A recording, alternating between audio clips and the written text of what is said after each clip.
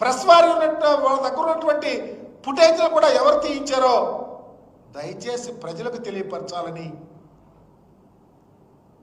మీ అందరిని వేడుకుంటా ఉన్నా.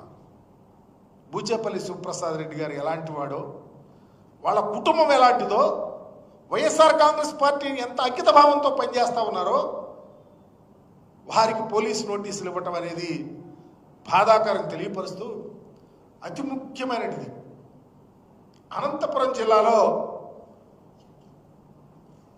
మొన్న ఈ మధ్యకాలంలో ఒక దళిత రెండవ గిరిజన ఒక రకంగా విద్యార్థులు, గిరిజన అమ్మాయి అయితే ఇంటర్మీడియట్, దళిత అమ్మాయి అయితే 13 సంవత్సరాలు కిరాతకంగా పాశవికంగా చంపబడితే ఒక అమ్మాయి మీద హాయిత్యానికి ఘాతుకానికి 18 మంది 13 సంవత్సరాల ఒక చిన్న పసికూర మీద అఘాయిత్యం చేస్తే సాక్షి మీడియా వెలుగులోకి తెస్తే అక్కడ ఉన్నటువంటి వైఎస్ఆర్ కాంగ్రెస్ పార్టీ నాయకుడు, సమన్వయకర్త, మాజీ శాసనసభ్యుడు ఆ కుటుంబానికి అండగా ఉండాలని, ఆ కుటుంబాన్ని ఓదార్చాలని, ఆ కుటుంబానికి మనోధైర్యం కల్పించాలని ముందుగా పర్మిషన్ పెట్టి వేరే ప్రాంతానికి వెళ్తా ఉంటే మీరేమో సంబరాలని చెప్పి తెలుగుదేశం పార్టీ వాళ్ళు ఆ మండల హెడ్ క్వార్టర్లో, నియోజకవర్గంలో మండల హెడ్ క్వార్టర్లో పెట్టుకోవాల్సిన ప్రోగ్రాం మేము ఏ ఊరు వెళ్ళాలని మా నాయకుడు అనేటువంటి ప్రకాష్ రెడ్డి గారు పెట్టారో ఆ ఊరుకు మార్చి ఎవరైతే పరామర్శించడానికి ఆ ప్రాంతానికి వెళ్ళాలని వచ్చిన వాళ్ళ మీద రాళ్ళు కర్రలతో దాడులు చేస్తే చివరికి ప్రకాష్ రెడ్డి మీద కేసు పెట్టడం అనేది, నేను అడుగుతా ఉన్నా, బాధ్యతాయుతమైనటువంటి అనేక పదవులు చేసినటువంటి మేము ఈ రాష్ట్రంలో ఎస్సీ ఎస్టీ కంబైన్డ్ రాష్ట్రంలో ఎస్సీ ఎస్టీ కమిషన్ చైర్మన్గా పనిచేశాం, దళిత హక్కులను కాపాడటానికి బాధ్యతాయుతంగా పనిచేశాం, శాసనసభ్యుడిగా మంత్రిగా పనిచేశాం. నా సంబంధించిన అమ్మాయి దళిత పసికోన మీద అఘాయిత్యం జరిగితే ఆ కుటుంబాన్ని పరామర్శిస్తాకి మేము వెళ్తా ఉంటే ఇన్ని అడ్డంకులు కల్పించి మా నాయకుల మీద కేసులు పెడతా ఉంటే ఎటుపోతుంది ప్రజాస్వామ్యం అడుగుతా ఉన్నా. నేను ఒకటే మరొక విషయాన్ని డిమాండ్ కూడా చేస్తా ఉన్నా. అయ్యా, ఆ 13 సంవత్సరాల పసికోన తండ్రి లేనిది, తల్లి పిచ్చిది, తాత మీద ఆధారపడి బ్రతుకుతున్న ఆ పసికోన ఏ పార్టీయో తెలుసా? తెలుగుదేశం పార్టీ. మేము పార్టీలు కూడా చూస్తల్లా, మానవతా దృక్పథం, సామాజిక కోణం. మా దళిత పిల్ల వాళ్ళ తాతగారు తెలుగుదేశం పార్టీ ప్రచార రథం మీద నుంచి పడి చనిపోయినటువంటి కుటుంబం. ఆ అమ్మాయిని ఆదుకున్నారా? బాధ్యతాయుతంగా ఆమెకు రావాల్సిన హక్కులు ఇంప్లిమెంట్ చేశారా? అమ్మ హోంమంత్రి గారు, లేకపోతే ఎస్సీ శాసనసభ్యులు, ఆ జిల్లాలో ఉన్నటువంటి శాసనసభ్యులు ఒకసారి ఆలోచించండి. రాజ్యాంగబద్ధంగా అంబేద్కర్ గారు ప్రసాదించిన రాజ్యాంగ వ్యవస్థ ఏ విధంగా ఈ రాష్ట్రంలో నీరుగారిపోతా ఉందో దానికి మీరు బాధ్యులు కాదు అని అడుగుతా ఉన్నా. నేను అదొకటే డిమాండ్, ఆ కుటుంబాన్ని ఆదుకోవాలా. ఆ అమ్మాయి నిజంగా 7-8 నెలలు గర్భవతి అని తెలుస్తుంది.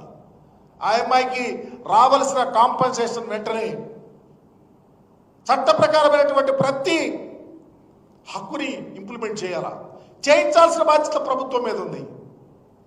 అలాంటి కుటుంబాన్ని ఓదార్చడానికి వెళ్తే మీరు కేసులు పెడతా ఉంటే ఎటుపోతుంది ఈ వ్యవస్థ. అందుకనే ఈ రాష్ట్రంలో మరొక్కసారి ఆలోచించమని అడుగుతా ఉన్నా. దళిత చట్టాలు అపహాస్యం అవుతా ఉన్నాయి, దళిత గిరిజనుల మీద దాడులు జరుగుతూ ఉన్నాయి, అఘాయిత్యాలు జరుగుతూ ఉన్నాయి. అడిగే నాదుడు లేదు. వైఎస్ఆర్ కాంగ్రెస్ పార్టీ అడగటానికి అండగా ఉండాకెళ్తా ఉంటే కేసులు పెట్టించుకోవాల్సిన పరిస్థితి వస్తుంది. కాబట్టి ఆలోచించి ప్రజాస్వామ్యాన్ని కాపాడమని మిమ్మల్ని మీ ద్వారా కోరుకుంటా ఉన్నా.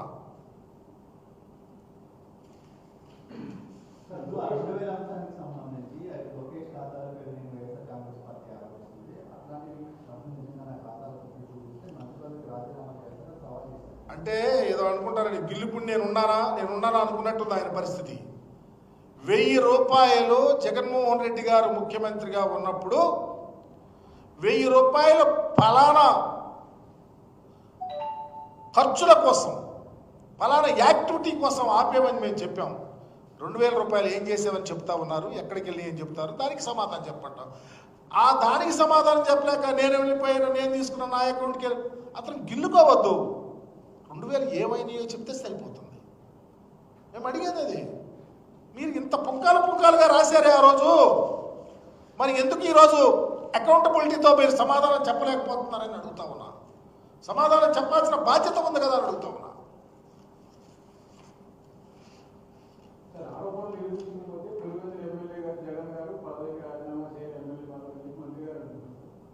ఏం ఆరోపణలు?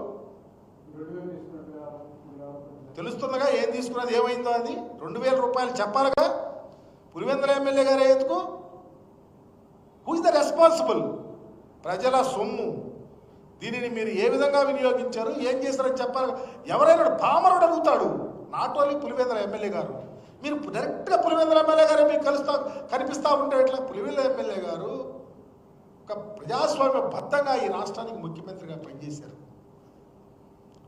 ఒక పవర్ఫుల్ పార్టీని నడుపుతా ఉన్నారు. 40% ఓటింగ్ ఉన్నటువంటి పార్టీ ఈ రాష్ట్రంలో. బాధ్యతాయుతంగా ప్రతిపక్ష నాయకుడిగా ఈరోజు ఎక్కడ ఇన్సిడెంట్ జరిగినా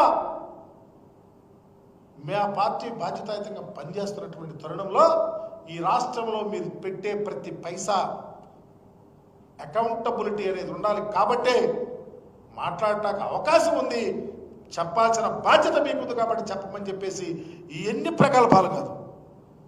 దేనికి ఎలా చేశారు, ఎలా చేశారు? ఇదివరకు మేము అమ్మఒడి ఎలా ఇచ్చాము, మీరు తల్లికి వందనం ఎలా ఇస్తారు? నిబంధనలు ఏంటి?